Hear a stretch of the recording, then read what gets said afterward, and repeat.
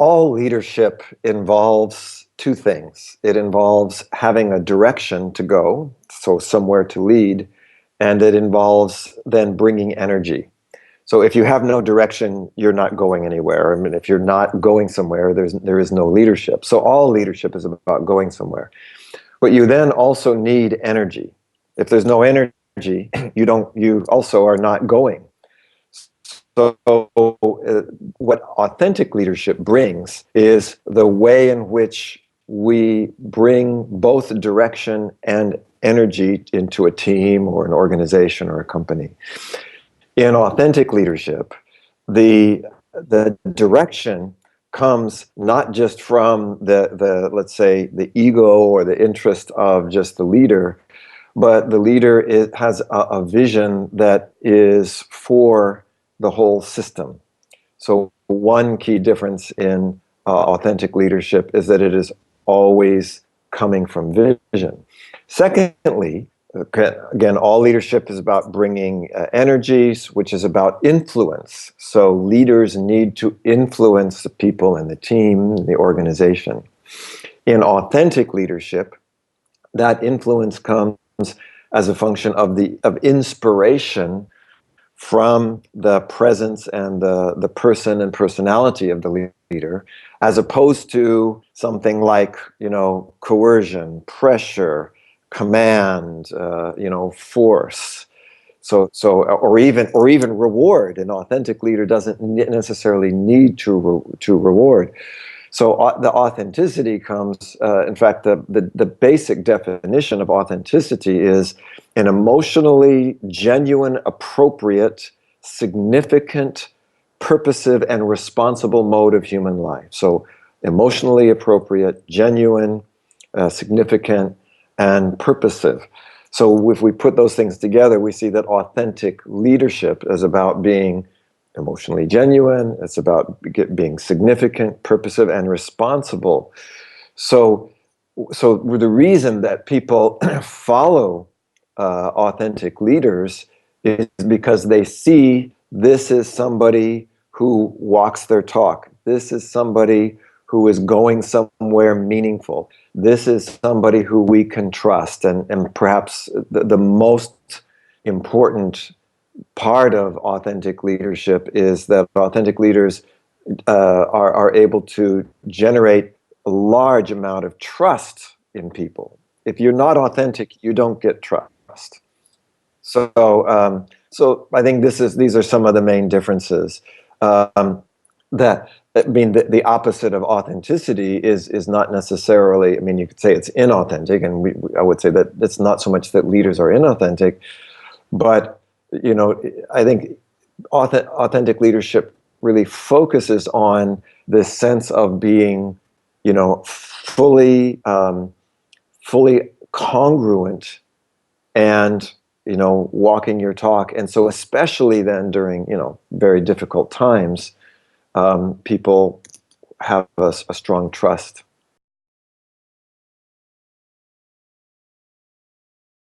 Well, so again, first of all, I think just to summarize, what it takes to be an authentic leader is you need to have a sense of congruence, and that congruence, by the way, comes from a certain amount of self-awareness and self-mastery.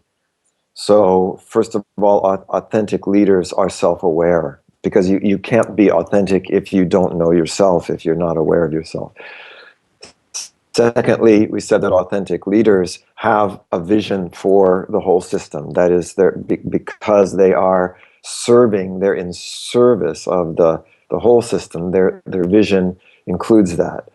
And then we said that they are aligned. This congruence comes from an alignment of their actions with their values, with their vision, and with what needs to be done for the system. So, and then, as we said, that the key to that, and sort of certainly one of the results of all of that, is it creates a deep sense of trust. So that especially in challenging times when people are put in a position of having to take a risk, they're going to be much more likely to be willing to, to follow, to go, because there is that sense of trust. I think secondly, what you get is what comes from authentic leadership is very, genuine, let's say, you know, uh, genuine, purposeful, meaningful actions on the parts of the people who are in the team. Um, so I think I was thinking of um, a a person that I was coaching recently, and it was very interesting. Was very successful and had achieved a lot uh, in the outer area. I mean, he was at the time about 38 years old. He was already the chief executive of his division, and which had been growing through this time of economic crisis. I think they were making something like 9 billion euros a year, so it was very outwardly successful. But when he came to talk to me, he said, yes, he said, I have a very stable position. I'm very successful. I get a lot of acknowledgement. But he said, the problem is when I go to work, the way he put it, he said, there's no sparkle in my eye. And he said, I'm going to be, as the head of this division, I could be here another 20 years, and I can't imagine coming to work every day with no sparkle in the eye. And so when we started talking about what would bring the sparkle in his eye, it was all these things that we were just talking about. This sense of having some kind of a bigger vision, of feeling a sense of purpose. And so we started, at first he thought he was going to have to leave that company in order to find that. But ultimately, and I think this is important, what he realized is that it really wasn't so much about the outer environment. And I think this is key to authentic leadership. It was really about shifting his own mindset and realizing that ultimately being an authentic leader was up to him. Now, as it turned out, he didn't leave the company. He stayed and really made a big shift. And today, he's the CEO of the whole company. So this to me is a good example of what's the benefit of authentic leadership, because I think it benefits, it's really it's a win-win form of leadership. He gets to sparkle in his eye, but as a result of that, right, he feels this sense of aliveness, of emotional genuineness, and that radiates out to everybody else. And it's inspiring. It creates inspiration and trust.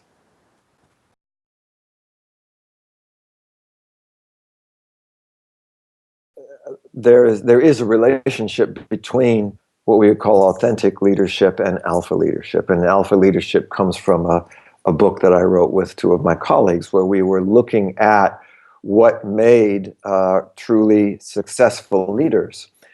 And so the alpha leadership model has basically three different parts to it. We say that a successful leader, according to alpha leadership, has to anticipate, align, and act. Anticipate, align, and act. So in addition to being authentic, these three things are what then give a movement to the leader. So as we said, a leader has to go in a direction. So alpha leaders anticipate the future. We need to look ahead. I think it was John Scully who was the CEO of Apple in between the time that Steve Jobs was there.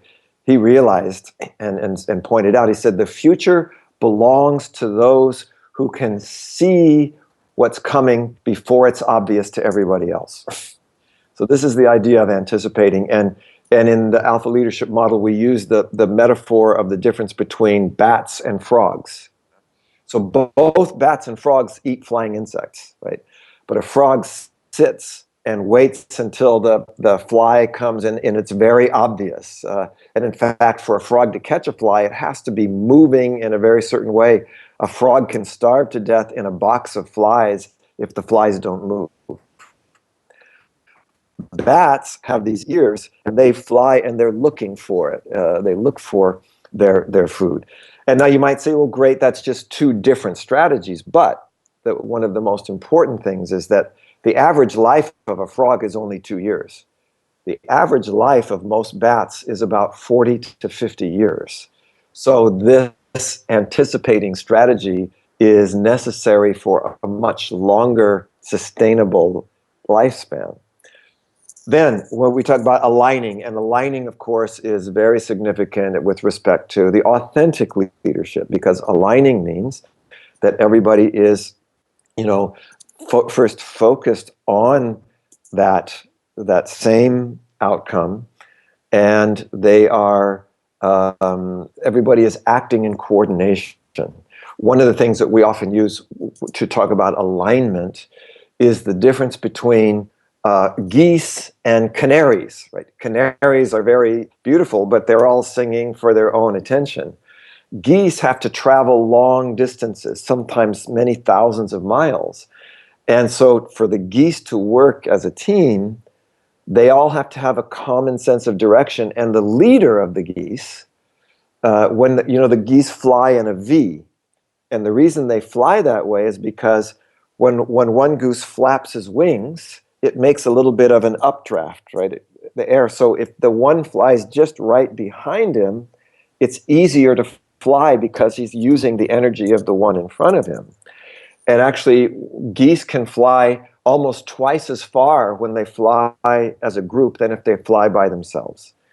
So the leader goose is the only one where nobody is in front of him. So he's the one that actually has to give that, he's the one that supplies the inspiration and the energy to the ones behind. So to me, this is this idea of alignment. The first one has the hardest job. The others are riding on the inspiration of that. Now, the last part, acts. So anticipate, align, and act. And to act, of course, this is the whole notion of bringing energy. And in the Alpha Leadership Model, we often talk about the difference between a horse whisperer and a horse breaker. Horse breaker tries to dominate the horse, ties the horse up, they call it breaks the will of the horse so that it dominates. But it's very violent to the horse. It sometimes also takes weeks.